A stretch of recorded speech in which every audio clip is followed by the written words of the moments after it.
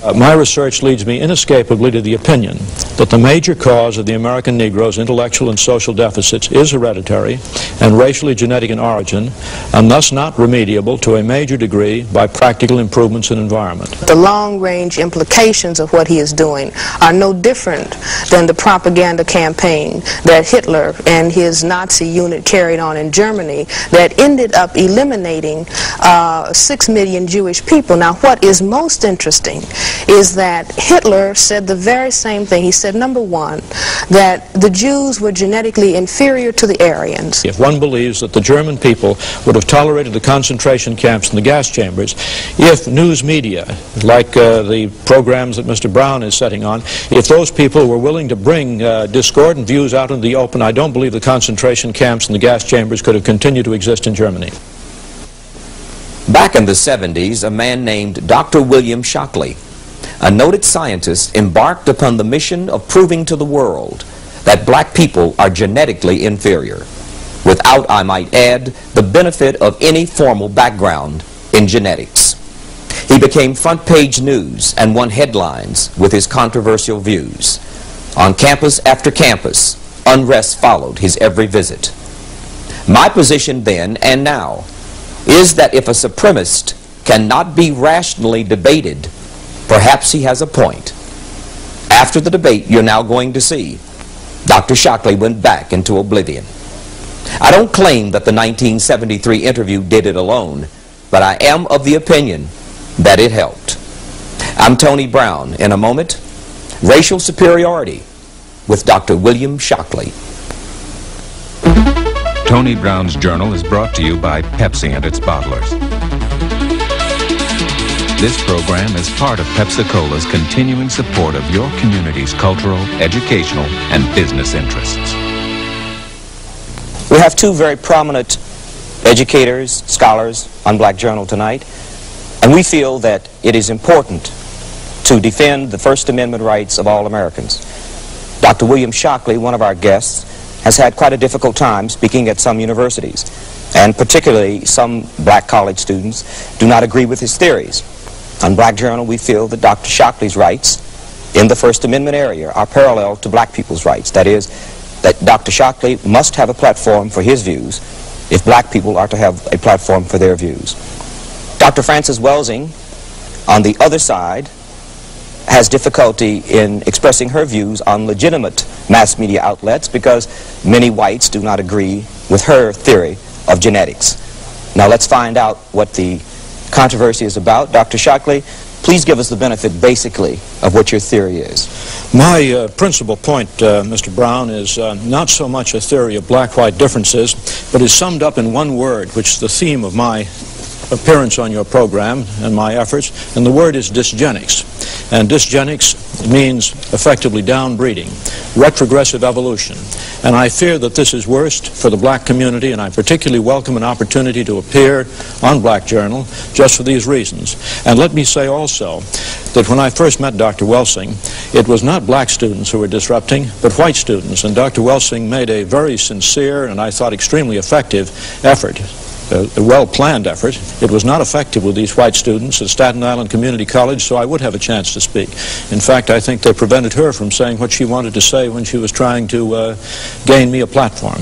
So my main theme is that we have problems that we should face and we should look at connected with dysgenics, and I welcome any opportunity I have to bring this out so that people can look at it and worry about it. Dr. Shockley, you are accused of having a theory that is a white racist theory. How do you respond to that? Well, I respond to that by saying that I've considered whether or not I am a racist. Racist is an epithet that used to damage my self-esteem, but it doesn't anymore.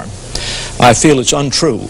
If you look in the dictionary as to what racist means, it means emotional feelings, irrational feelings associated with fear and hate. If I really had those, I don't think I would be here this evening. I feel that what I'm engaged in is a demand for diagnosis, and I'd like to say some more about this chart, which we'll come to probably later, which shows the disproportionate rates of reproduction for the least effective elements of the black community. I'd like to say more about that than we should in just this brief introduction. But I think there is another word that better describes what I'm involved in, and that word is raceology, which means a scientific analysis of racial differences. And basically I have a faith that reason is a good thing, and I feel as you do about the First Amendment, but maybe with a slightly different emphasis. I think the really important thing about the First Amendment is it is a way of guaranteeing a high likelihood that truth will emerge as a result of conflicting ideas being expressed, and I have a thesis and a basic belief that truth is a good thing and will be of benefit to man. Thank you. Dr. Francis Welsing, give us the benefit of your theory, please. Well, my theory was, I wrote the paper in 1969. I wrote a paper called The Crest Theory of Color Confrontation and Racism. And the sole reason behind writing that paper was an attempt to understand the behavior of white people in relationship to all people of color, every place in the world, black, brown, red, and yellow people. And the paper was presented to the Americans at the National Medical Association, the section on psychiatry, in neurology, because back in 1969, the Black Caucus in the American Psychiatric Association, we had said that racism, and when we talk about racism, we're talking about the white supremacy behavior of white people, that racism was the #1 mental health problem in the nation, and it was the #1 cause of other mental health problems. And I wanted to understand what this thing of racism really is all about, because it's the thing that has caused woe and misery and suffering for the vast majority of the people on this planet that are classified as non-white.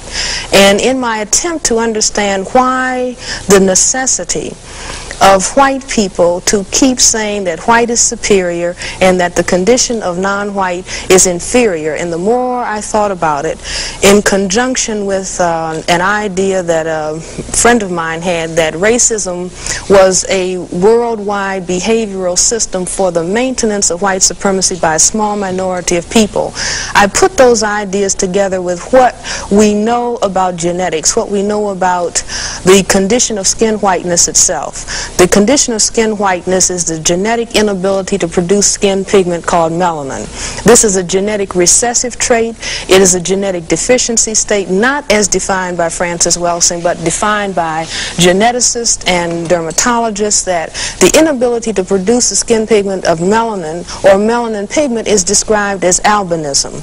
And I think that white people, even though most white people are not consciously understanding their problem in genetics, they are certainly aware that they are genetically dominated by people of color. That's why it was a statement, one drop of black blood makes you black, because people of color have the genetic capacity to annihilate white people.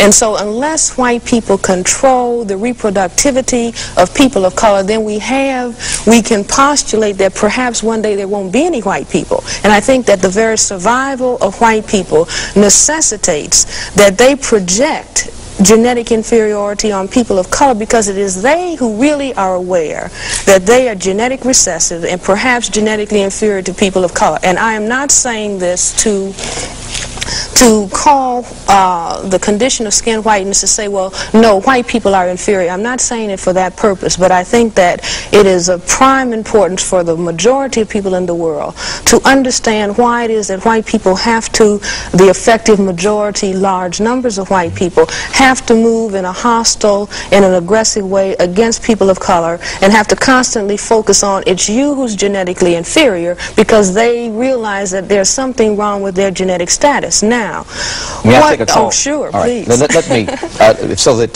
because we have a number of calls, and we'll see what the public wants to find out also. Just 1 second. Hello, go ahead, please. You're on Black Journal. Yes, thank you. I would like to ask the question, why does the doctor feel that his theory, Dr. Shockley, why did you feel that your theory is correct? Well, let me say that's a long question. Let me point out one aspect. I mean, it's a question that calls for a very long answer.